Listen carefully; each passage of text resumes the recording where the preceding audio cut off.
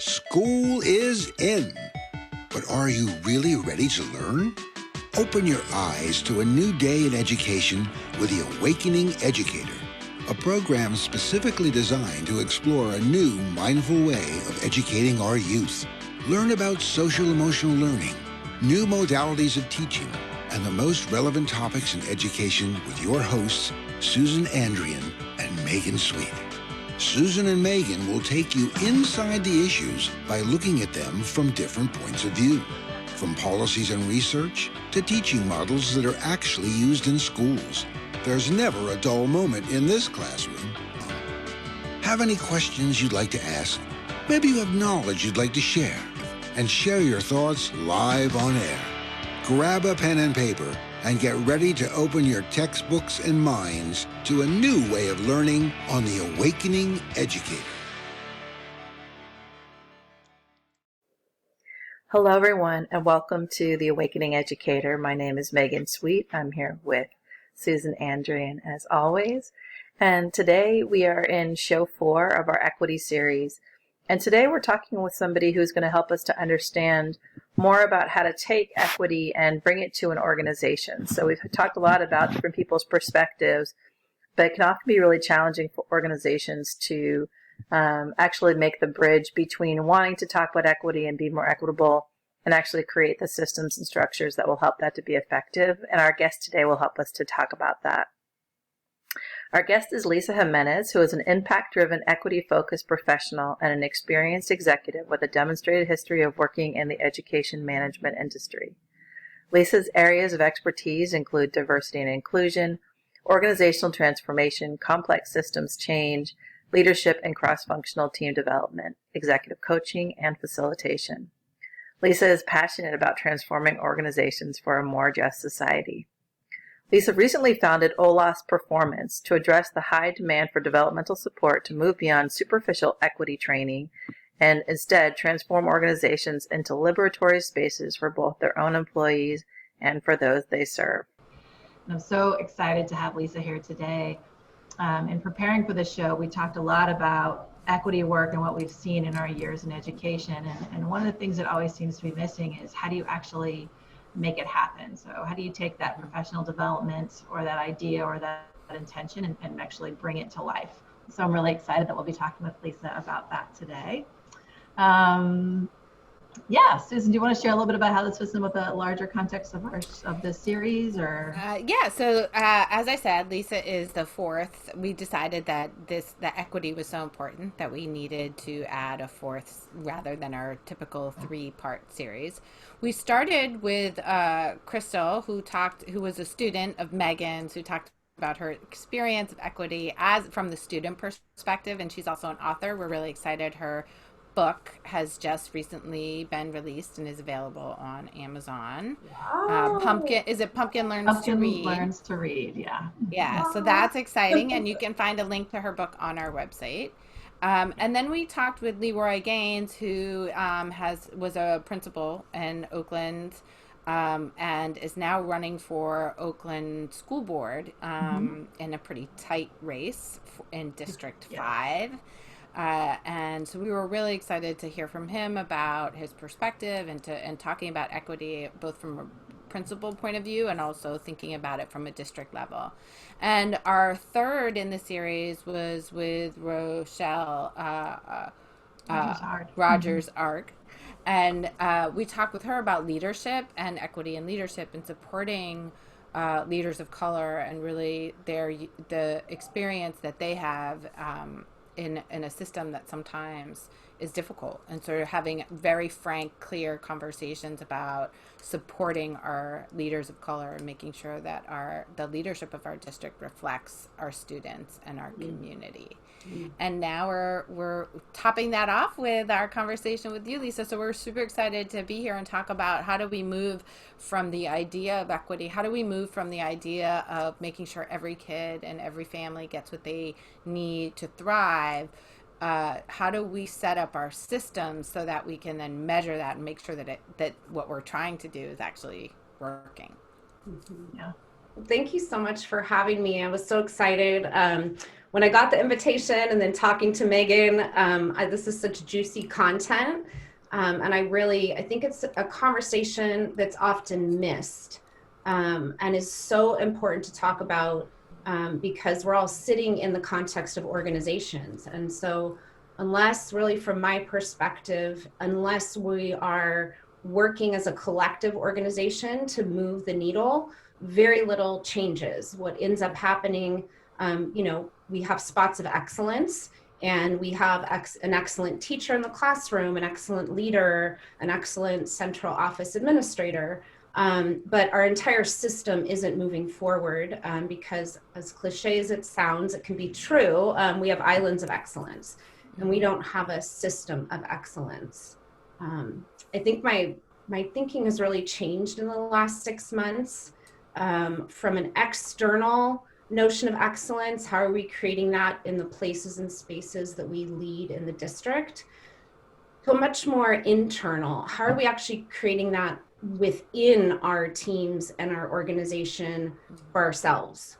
So I'm wrestling with some of that right now. Yeah, that's really interesting. And one of the things that we talked about, Lisa, before the show was, and it's happening a lot right now, actually, with it's the blessing and the challenge of this moment around having Black Lives Matter initiatives become so popular. And I think folks, because of all of what's been happening, for centuries in the United States, both in the last few years under this administration, heightened awareness for folks around what's happening to people of color, harm done to them, and the inequities that have been there and the people of color have experienced for a long time. So now there's this new or renewed focus on bringing equity work to schools and communities. But what we were both noticing before, and I'd love to hear your reflections on this, is that the way folks are going about it actually can cause more harm sometimes, or because it's like jump right into the deep end of the pool. Like we're gonna go in and everyone's gonna talk about their identities. We're gonna have a trust fall, and that doesn't work. So either that, or or these pockets where it's happening in a few places and people aren't touching it and going enough depth. And so, and when you do that, when you introduce this idea of equity, but then you don't do it in a deep way, that often then reharms or causes deeper harm for people of color, and creates deeper alienation. So I'm just wondering what your reflections are on that. And we had a longer conversation, but what sense do you make of that, especially somebody who held a lot of district level PD and seen those systems? Mm-hmm. It's such an interesting question. And honestly, I think this has always been happening. What we're really talking about, both on a political spectrum, but also internally in organizations, this has always existed.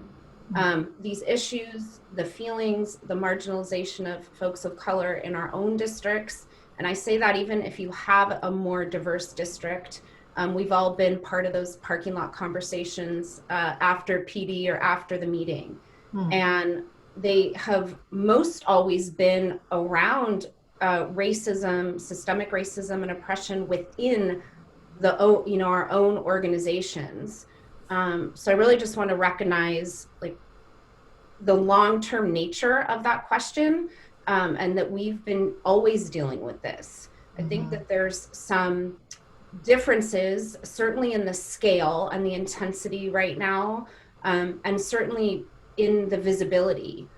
But part of the harm is for folks who haven't always perhaps been in the struggle, or had the awareness, is there's this, I remember, reading this article of just the pain of waking up, and that waking up, quote unquote, is causing a great deal of harm, which I think is what you were talking about.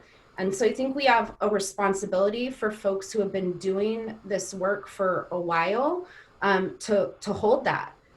We need to be a force field for some of the harm that is happening. We need to be able to name some of those harmful actions within our own organizations. And we need to be able to lift up that this is not a new challenge. This has been an ongoing challenge, and that maybe certain people have not recognized the challenge, felt the challenge, known about the challenge, but that certainly for our colleagues of color, the challenge has always been there. And so the harm is heightened now, I think, because of the scale, the volume, and the intensity. But we do we can do some real damage to long-term equity work to think it is a moment in time or this is a quote unquote new issue. Right. And at the same time, as we have people quote unquote waking up, how do we engage them in a conversation in a way that actually brings more people into the movement?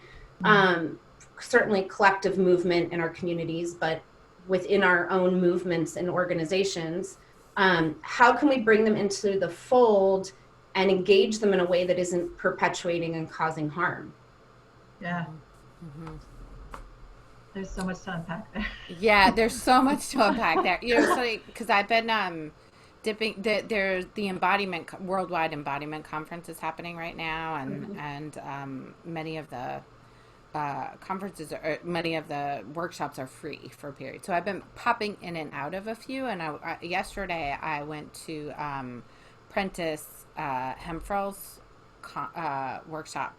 And they were talking a little bit about this, like tension between the internal and the external, what's happening in our community, and then the internal work, and how the internal work is really driving, and especially in this time as folks are starting to wake up, and there is a pain associated with that, and then there are folks that have been doing this work, and where we all are in the process, and how.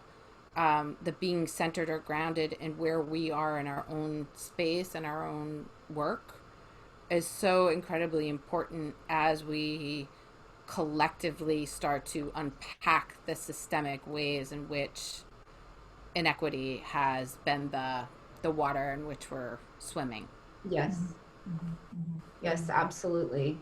And people are trying right now to kind of draw some conclusions and to create solutions for what is historically and currently one of the most complex challenges of our time. And I think we want to do that because we want to be able to understand a complex problem and feel efficacious in what we do to work on the complex problem. But I don't think complex problems need complex solutions. And so just like as a specific example, like within an organization, you know, there's, I don't know if you have experienced this, but what's started to happen, and I say this for folks kind of newer to the work, is, you know, don't ask colleagues of color about X. Don't ask communities of color to help you learn, if you're not from that community, about X. And while I think that's significant and important, what I think is so important inside our own organizations is that we actually look to solutions from folks who are impacted by the issues that we want to solve. And whether that is you as a colleague, talking to fellow colleagues, whether that is you as a person with privilege and power in your organization to talk to your boss, your leader. For me, often that's about using my own power and privilege to break down doors. Sometimes I do that softly and gently and, you know, craftily. And sometimes it involves like just really, really breaking through, you know, just banging that door down with a lot of noise. And ensuring that we're having dialogue about the issues to ensure that we're creating a solution that's locally relevant.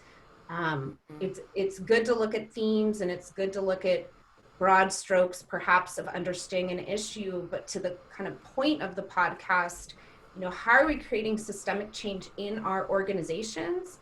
We really have to lean into our local communities and our local colleagues to be coming up with those solutions that are going to be relevant for our organizations. I think it's also a really important and critical time for leaders and organizations to take a stand. I'll be very blunt to say that even some of our leaders who consider themselves to be the most woke, I say that in all its meanings, they're really struggling to admit that perhaps they're not as woke as they have thought they are. And that can be a really dangerous place. And so one of the biggest tools I think we have in our toolbox in this work is humility. We don't arrive at knowing. And when we lose that sense of humility in our work and inquiry, I think it's a really dangerous place. And I think that our leaders in our organizations need to step up and make this non-negotiable for their organization. And they need to send a very clear message to their teams that it is non-negotiable, and that they're willing to stand in the challenge of what that means. Because I've heard so often, oh yeah, we're down with your equity work. You know, we're all about this. And then when you actually dig into real, meaningful, deep equity work, you're talking about interrupting the status quo. And so then you'll hear, well, we didn't mean that. Right. Okay, so you meant quasi-equity work? You meant you wanted to make some comfortable changes. Right. I'm not sure where the equity and interruption of systemic oppression is in comfort. I love you named a few things. I was writing them down as you were talking. One of the things you said was, so how do you, because this is what we have in organizations. I think you're describing the challenge really beautifully, which is we have primarily white people who are waking up. Some have been awake for a while, and that's a different kind of set of issues perhaps, or Yes. opportunities. But so we have, in this moment in time, a lot of white people are waking up to their privilege and power and of what's been happening. And so how do you do some induction for them with care, so that they are waking up in a way that's responsible and respectful, both to themselves, but also to people of color, and understand the nuance between asking someone about their experience versus relying on people of color to teach them about what it is to be oppressed, which is two different issues, right? So there's that side. And then how do you honor on the other side people of color who, you're right, have been experiencing this forever, who have been experiencing these challenges forever, and how do you keep them in a space where that's honored and treated with care, and not have them burn out, right? So I don't want to have this conversation one more time, or I think there can be this real tenderness of I actually just can't go there anymore. And that's the thing that's been breaking my heart the most, on Facebook posts and everything else, is just the expression of exhaustion that I'm hearing from a lot of my friends of color of I can't anymore. So that's the tension, because you're in these organizations that have these two poles, and then in between there somewhere, and I was thinking about this morning, I think where the most dangerous people are the woke people who don't realize how woke they aren't, because they see themselves that way, but they don't realize how much they're missing, and therefore I think maybe they won't on some level they're not even aware, but they can't see actually the harm they're causing in not being able to go there all the way. So I love that acknowledgement of we need humility. So we need to be able to create spaces where there's humility, where we can trust each other and call each other out and have those conversations, and in organizations where they're really dynamic. So I'm just wondering how you start to go about, that's a big mix to hold, and it's what we need to do. It's the work, I feel in the country. So, in 30 minutes, if you could solve that problem for us, I'd be so happy. But as you start to think about it, if you enter into a school setting, are there look-fors for you or early moves that you feel we should make when we're imagining bringing equity to an education system? There's so many. I'm kind of mulling over, where's the starting place to answer that question? Right. Because my answer, I think, truly would have been different a year ago. And I think I've always had a personal challenge about pacing, always being more intense, more urgent than many of the contexts that I've led in. And so I personally, right, you're laugh of recognition. Oh, right. I remember that. So I personally am very excited about the sense of urgency. And yet, if we haven't created the conditions for this work to build on, that's where I think we can risk so many of the things that you both actually have mentioned over the course of our conversation. So, I mean, one thing is really thinking about what conditions exist in the organization to do this work, and accepting the impossibility of neatness. This is not tidy work. And I so often see organizations with all the bells and whistles, and we've all been part of them. And when it comes past the trainings, you mentioned trainings in the beginning, and I've always had issues with equity trainings, but I'm enraged about them right now, in full transparency, Good. because Not good, but I get it. I know, right?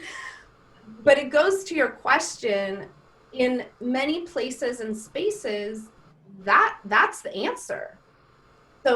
So we haven't done some of the time and the work of setting conditions for people to be ready.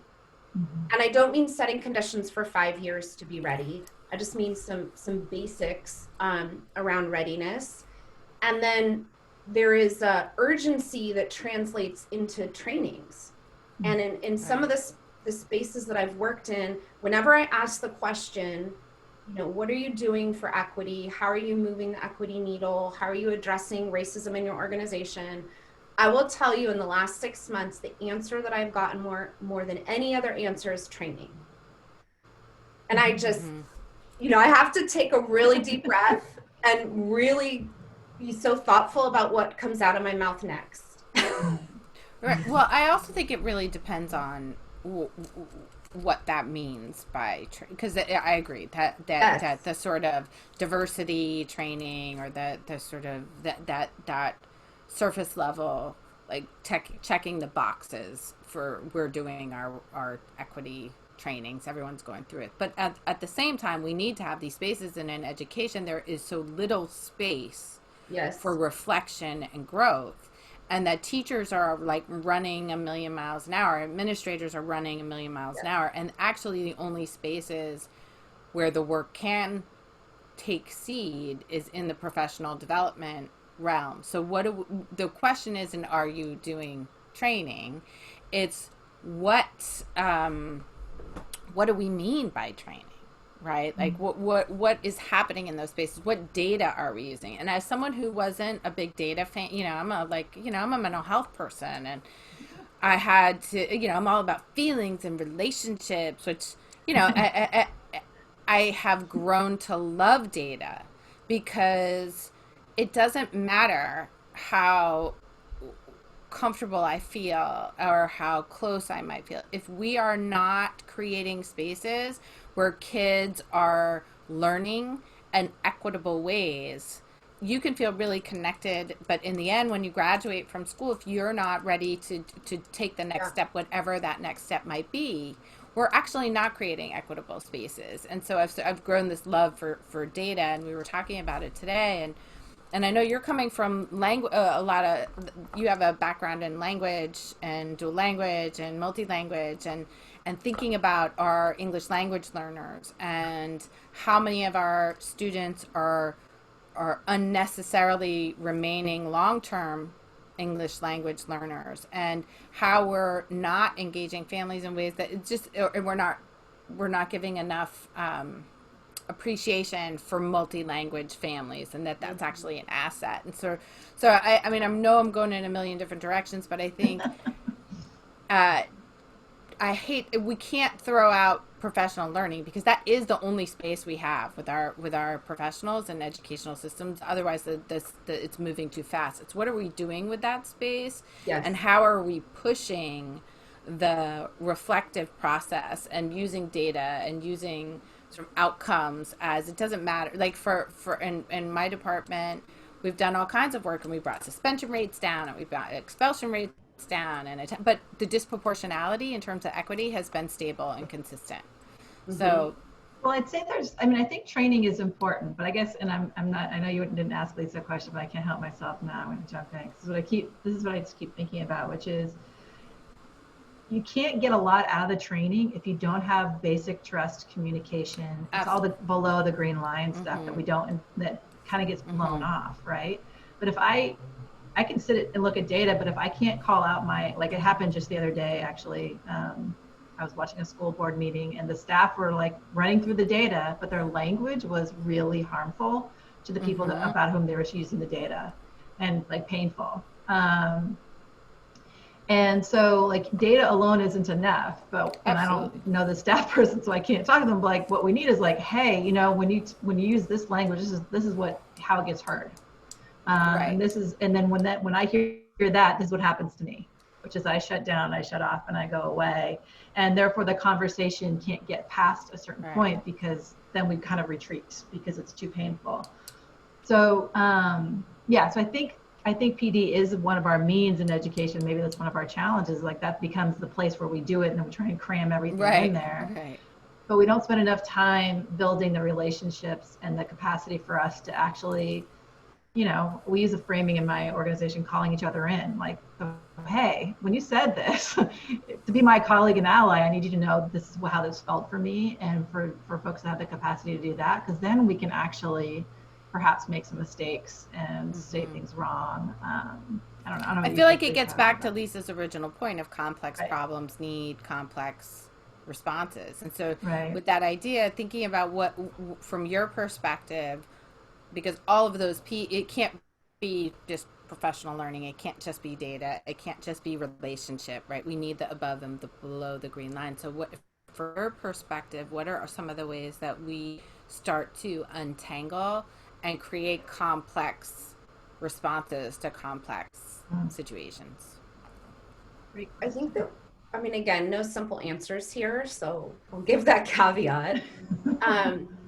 So I appreciate, so we're in training very little as educators. And so I want to push back.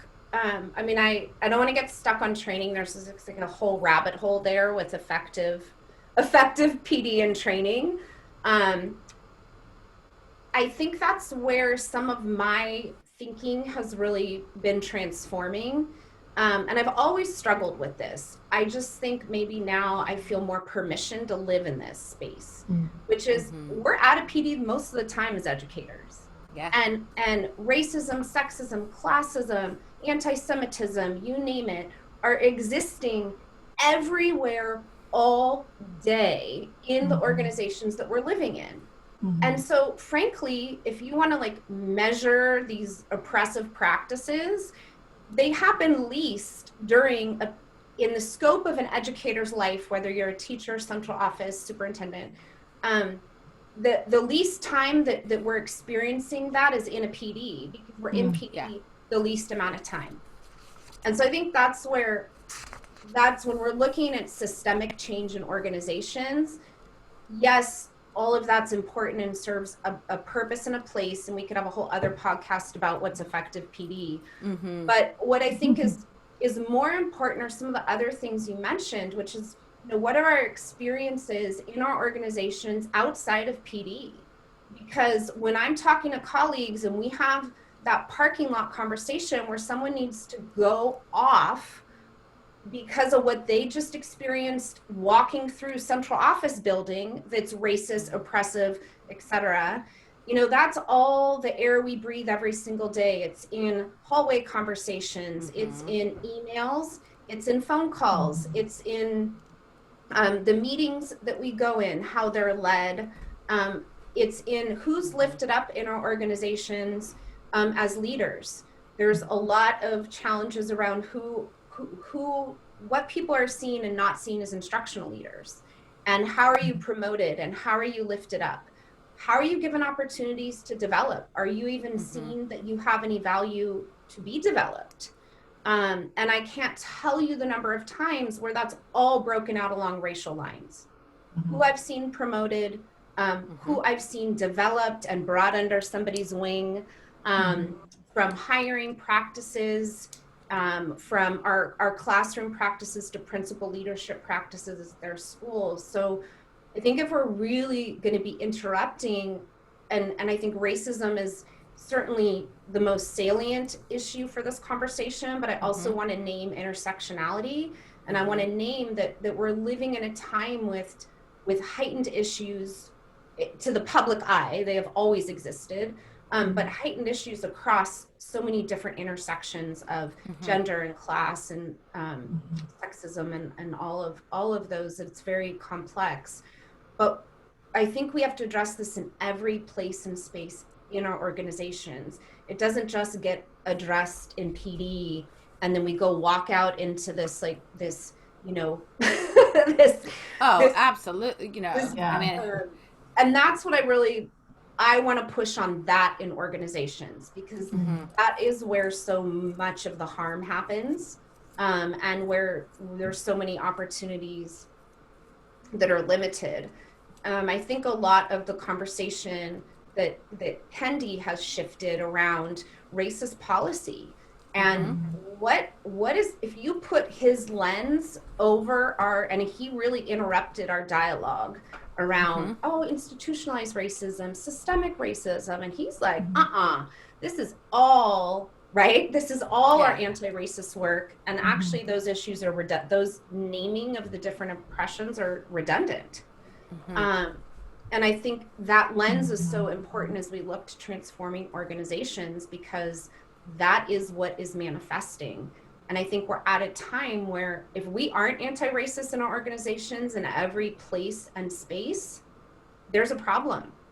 And it's always been there. But my question is, what are we going to do as leaders to stand up and have an internal organizational coalition where we're out of PD, you know, we're making these changes and we're changing the air we breathe, the water we swim in, as it may be. And I think, you know, recently, I love that I feel like NEP has been, there's just this volume of writing that I'm seeing and reading right now. And I was just reading Rebel Leadership over last weekend, rereading the article again, and really what it made, and then with the podcast coming up, what it really made me think of is we really need rebel organizations. And Yeah. what she writes in her article is, rebel leadership requires us to make inequities visible, disrupt discourse, practices and policies that perpetuate harm, and create new ways to engage and co-design with our communities so that each of us and our children can develop, thrive, and experience a sense of belonging. Rebel leadership now requires that each of us see the system, engage, and act differently than ever before. And I really think of that about the creation of the organizations that we're living in. Mm-hmm. Yeah. That's so powerful, Lisa. Every time you say something, I want to like stop. I keep forgetting that we're like in a podcast and I'm supposed to like ask you a question back, because what I want to do is like I want to sit and like marinate on that for a minute. So the pauses are, I'm kind of, yeah, I love your framing around it. And I think I think that your point is so well taken around, you know, PD becomes the mechanism that we focus on, but you're right. It's the smallest amount of the day that we have, and with our kids. And Susan, you started talking about embodiment and what an embodied leader is. It's the work that I've been doing in my organization too, of like, it's the everyday, it's the every moment, how you're moving through your day and your world that feels important. Yeah, I mean, one of the powerful moments for me in this work was reading Resmaa Menenken's work on my grandmother's hands, and really thinking about the way in which the pre-thinking part of our body, the pre-cortical part of our body, our nervous systems are interacting with each other, and how much of what's happening in equity and racism and sexism and all the intersectionalities is the way in which this is living in our nervous system, and in ways that we're not completely aware of. And Prentice, yesterday when I was in that workshop, they defined depression as the organizational. I want to make sure I say it exactly right, but it's the organizational distribution of trauma that increases the likelihood that a person will experience trauma or be exposed to traumatic situations.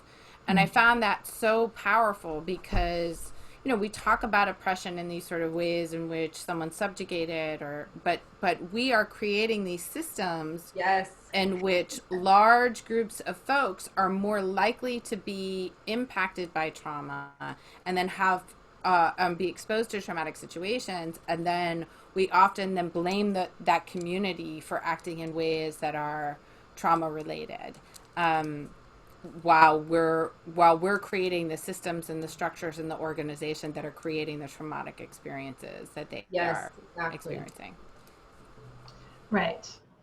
Yeah, I love So that in quote thinking too. about that, how and thinking about Kendi's work, like you're back to your question, or back to your point around we're either racist or anti-racist, right? We cannot be neutral.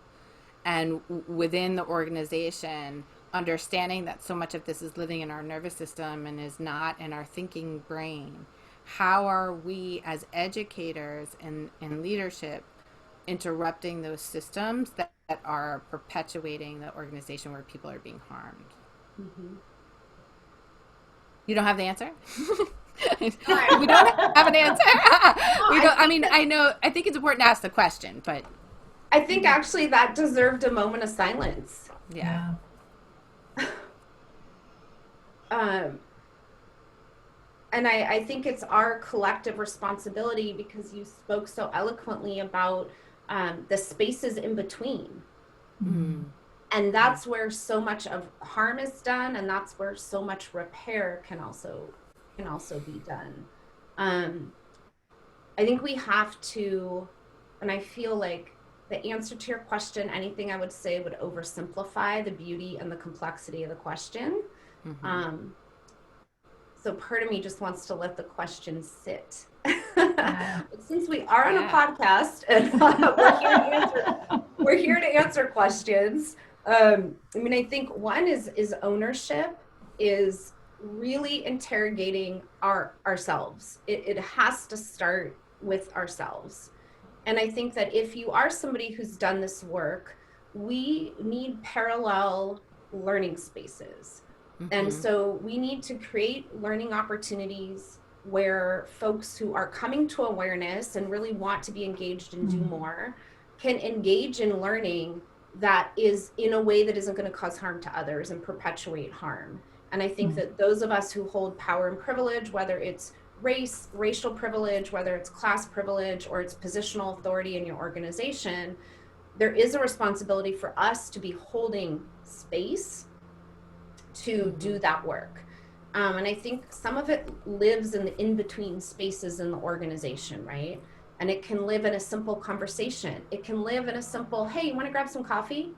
And it can live, at the kitchen, and where all of this, where all these things happen in the hallway, on the way to the meeting. And so really doing our own personal work, but also taking our power and privilege and making sure that we're using it to answer that question, right? To impact what that would look like in our organization.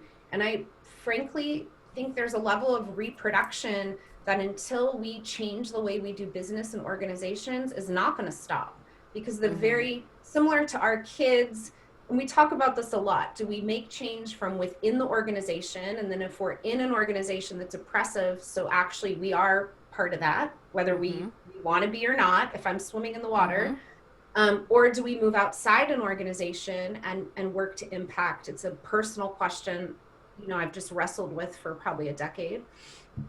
And it looks different, depending on where you're coming into the work. I think being unafraid to interrupt the status quo and to create more liberatory spaces is essential. I think being willing to take bold action that comes with personal sacrifice and personal harm is essential if you hold power and privilege, and if you have the positional authority in your organization. I don't know why the door analogy is coming to me so much right now, but to break down doors with less consequences, because there are people in the organization, and this is an oppression issue, who have the power and privilege to do things other people don't, with very, very different consequences. Very different. Yeah. But I think I would love to stay on the topic a little bit of faux wokeness. Let's do it. All right. I know Megan's going to like this topic. I'm all about it. She's It's all my about favorite. this. And I might find that I'm faux woke, which will be disappointing, but I'll work with it. But it's probably why it bothers me. Well, it's this weird like dilemma, right? We need, as a culture and a community, we need people to start to pay attention to things they haven't paid attention to and feel like, and part of that experience, the pendulum swings in terms of all of a sudden your identity is like, wow, I never knew that. I'm so woke. I didn't know this stuff was going on. But at the other end, we also need to hold them to task, right? Because they are taking up too much space that is sort of crowding out what we really, the depth of the work we need to do. So how might we, and what would you suggest around creating the space in the organization for those people that are newly becoming woke and having that sort of invigorating feeling, to capture that feeling in a way that doesn't repel folks that have been doing the work for a long time? It's a hard one to answer because of how I feel about it. And I have two feelings, and I think they're probably worth naming because I'm sure I'm not alone. One is this real intense feeling of I want to lean into that, and I want to work with that person and support them and provide them opportunities to go deeper. Provide them opportunities where if you see some level of wokeness that is superficial, where they can have an opportunity to learn from other people, from other places and spaces, kind of a mirror up to see how they could go deeper in whatever the issue is that they're working with. And this real desire to like lean in and support the development and work with them on where they want to learn more and support them with opportunities to kind of enact some of the things that they're learning and lead from a different place. Say you're talking to school site and a principal, right? Or central office. But if I'm going to be really honest, I actually struggle because as much as there's moments where I feel like I'm at my best self or I want to lean in, there's moments where I'm like, what? You are, I did not just hear that. Right? And so we're all in our feelings about this work. And I think that's where the personal ownership comes with, why am I having a strong reaction to this?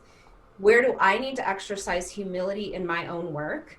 And I really, people ask, when did you start this? And I had to think about that. And really, I think all the way back to 16 in my own hometown community.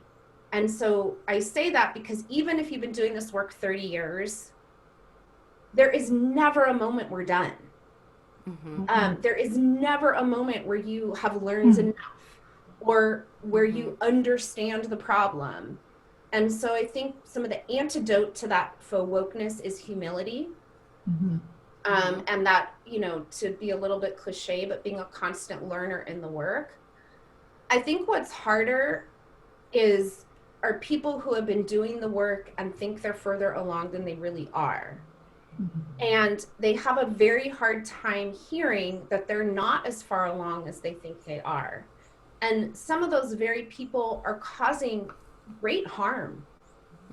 And I think that's a real, especially in some of our Bay Area organizations where they really are, I don't know what we're measuring against, but they are farther along in equity work and conversations, both quantity of people in the organization who are doing the work, but also years of practice of tackling these really tough issues. But it doesn't mean we're not reproducing oppression in our everyday work and interactions. And it doesn't mean we've ever arrived. Right. And so how are we constantly encouraging colleagues to grow and change? And I can think of very specific examples where people who really identify as an anti-racist, equity-centered leader, and I'm thinking, white folks, not folks of color, who really did not recognize their own racism and I share your feeling, Megan, of like horror, like, oh my God, please, you know, where I want to walk around with a mirror just in case that's ever me, right? Right. um, and there's a real danger of harm in that. Absolutely. You know, you're making me think about a few things, but when we interviewed Leroy a couple of weeks ago, you know, again, my bias showed up real well. So I'll just name that. I was like, oh, African American leader. He's going to talk about what it is to be a Black man in education. And he was like, no, I don't want to talk about that. And I was like, oh, okay, oops. first check on me. And he was like, what I want to talk about actually is the way, because he brought an interesting point up, which was in the Bay Area, we know what to say also, which makes it a little bit tricky. So we know the language that's appropriate and we know what we're supposed to say. Yes. And therefore it makes it sometimes harder to actually get underneath that because we know how to, we have a pretty good veneer. And so the way he went about the equity work at his school was to tackle LGBTQ plus inclusion. Because that was what he was seeing as the issue in his school community. So he used creating equity there and inclusion in that area to, you know, get to inclusion and equity on a larger scale. And I was like, that's so fascinating. And here I was, again, I just made a bunch of assumptions about what would feel most urgent for him, which I think that's the humility that you need, and you need it in action, and you need to be willing to model that. So I think you're right. We could all walk around with the mirror and be too afraid to say anything, or we have to be willing to be like, oh shoot, I did it again, you know, and name that. And I've had the privilege over the last couple of years. I work at an organization that we do mindfulness all the time, and I think that mindfulness gets like the squishy, soft like reputation, but I think it's one of those places where you actually can start to develop that awareness, because I think often people just aren't aware, and it's because they're so stuck in their head and their stories or in their fear or whatever it is. But if you can get to like a willingness to see what's happening, which mindfulness can help you to do. So that's my plug for mindfulness for the day. But, you know, on our team, what we do is we model when we mess up, and we model like saying it. And that's created a huge amount of change. And I remember one woman who identifies as Latina, she was like, she called herself out on her own bias about a different group. And she was like, look, see, I just did that. And she's like, and it was a very soft, quick reflection of like, see how bias works. And it was welcoming. It wasn't shaming. It was just like, yep, this is how it shows up, and this is how it showed up for me right now. Which I think, you know, those moments then make it safe for other people to name that for themselves as well. But I think where leaders step in is their willingness to own that, and it's a scary place. I mean, it's hard for me to name it when I do it as well. But I think that's the only way for leaders to start to shift the culture, because otherwise it's not safe. And I want to call out what you said before, which is parking lot conversations, because I will say for people in positions of power and who are like benefactors of the white supremacist culture, parking lot conversations don't happen very often. They do sometimes, but I just don't even like name that that's a thing, right? Because that's a group of people that don't feel connected, they don't feel seen in their organization, and they actually literally are outside of the space talking, processing, trying to work through it. But the people who are doing the harm are inside the building, and they're not getting it. So like, how do we bring those parking lot conversations into the building is the challenge. There's one more piece of this that I think is important as a white woman that I think about a lot in this current moment around, and having conversations with friends and colleagues around what is part of my work in this is to be the person that's sitting with the newly woke or newly understanding, so that I may have those feelings, but my work in it is to be that person who can sit with it and protect other folks who are just exhausted in a different kind of way, right? And so part of it is my internal response to that is I don't want to be associated with that, right? Like I don't. Part of the frustration with the faux woke or the overly woke is I don't want to be lumped in with your ignorance. Right. Right. But I feel like that's the work for me to do, as in this work, in a role that I can have in moving us forward as a culture, is that I can be the person who, with humility, can sit with and give people the space to make those mistakes and be gentle and pushing them to go deeper and pushing them to have that experience. Um, and that it's almost like it's the responsibility of the true white ally to be able to sit in those spaces that are more exhausting that so other folks don't have to. Yes. Mm. Yes. And I think a lot about advocacy rather than allyship. Uh-huh.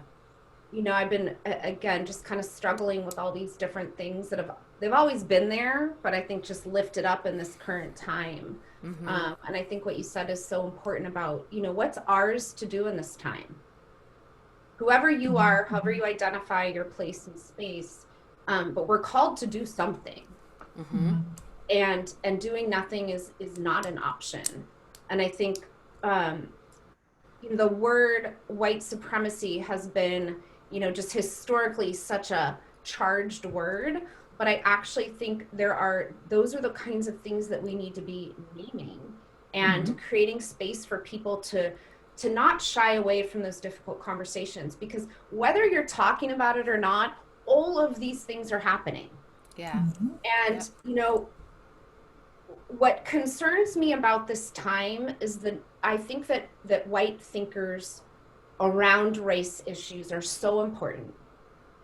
But what concerns me about this time is the willingness of many folks to only look towards authors that they feel comfortable and safe and secure in reading and working with, rather than digging into really working more with authors of color who have been writing about this for centuries, who have done deep thinking on the problems of whiteness and who have done deep thinking on what that means and how that manifests in organizations. And so I think of Layla Saeed's work as such a critical, you know, everyone's talking about white fragility, but then I'm holding this other book that's like, actually, from her perspective as a woman of color, she is naming all of the things that we, you know, need to be working on, both in life, but in this case of our conversation, our organizations. And so I think just creating that learning space where the messiness can be held in a way that isn't going to cause damage, but also creating safe spaces within our organizations to hold the messiness of the work, because we can't actually get to healing, and we can't get to steal the rebel leadership idea, like a rebel organization, unless we are going to do this brutal, difficult work of coming to terms with our own racism, and how it manifests in the organizations that we're serving in, and how we actually perpetuate it no matter who we are at all levels of organization, because we exist within the very nature of an oppressive organization. Yep. Yes. That's like a mic drop moment. I think that's actually a very totally. good one to end on. Boom. Yes, I really, this is such a powerful conversation. I want to have like 5 more hours of it with you. And I haven't had a guest actually recently, and I've loved all of our recent guests, but you've given me so many things to work with in like words and phrases that I think are really helpful to hold as well. So for me, this has been really powerful for today. And that idea that we need to create spaces for things to get messy, and commit to discomfort, essentially. An ongoing discomfort, not like a one and done, not like a, you know, I'm gonna go to this PD and get it out, but like an ongoing, like it mirrors clinical work. It mirrors the healing work. We need to do it on an organizational and a cultural level, right? Like the healing work of therapy or the healing work of whatever way we do our healing. And I want to make sure we're not professionalizing healing, but it's that same idea. We have to be comfortable with discomfort, like you were saying, Megan, but we have to be able to unpack it, which is kind of ugly and painful and disorienting, but it's also extremely healing and extremely powerful. And if it results in our kids experiencing safe spaces where they're able to thrive and learn, that's what we need. That's why we're here. That's why we're here. I think that's the painful part of education is, even our who become some of our most damaging teachers, I just don't believe anyone enters into education with that plan. It's just too hard of a job for that to be like, you're going to harm some people by being a teacher. Like that's not the MO. Nope. And so I think it's also just is why we're here. So let's figure out ways to be different. I said that was your mic drop moment, Lisa, but we'd love to any final words or thoughts for you. That was a mic drop for me, but no pressure. Now that I've already said you had the mic drop. I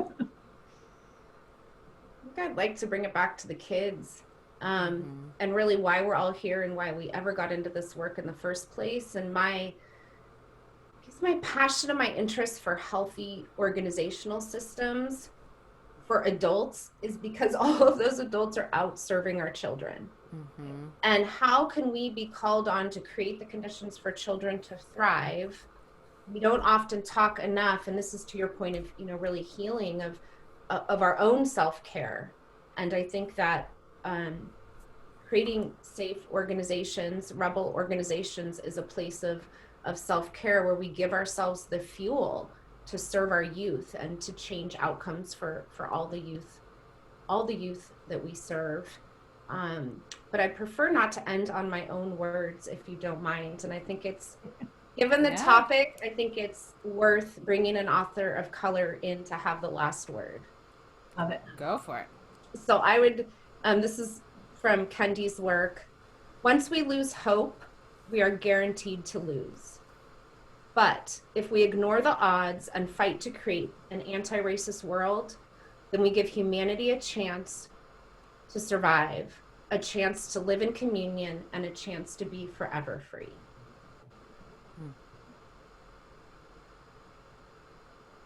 Thank you, Lisa. Thank you so much for this opportunity. Class is dismissed. Wasn't that fun? Susan and Megan are always happy to greet you on the next episode of The Awakening Educator. Connect with us on Facebook, Instagram, YouTube. Education is the foundation for a brighter future. Open your eyes to The Awakening Educator.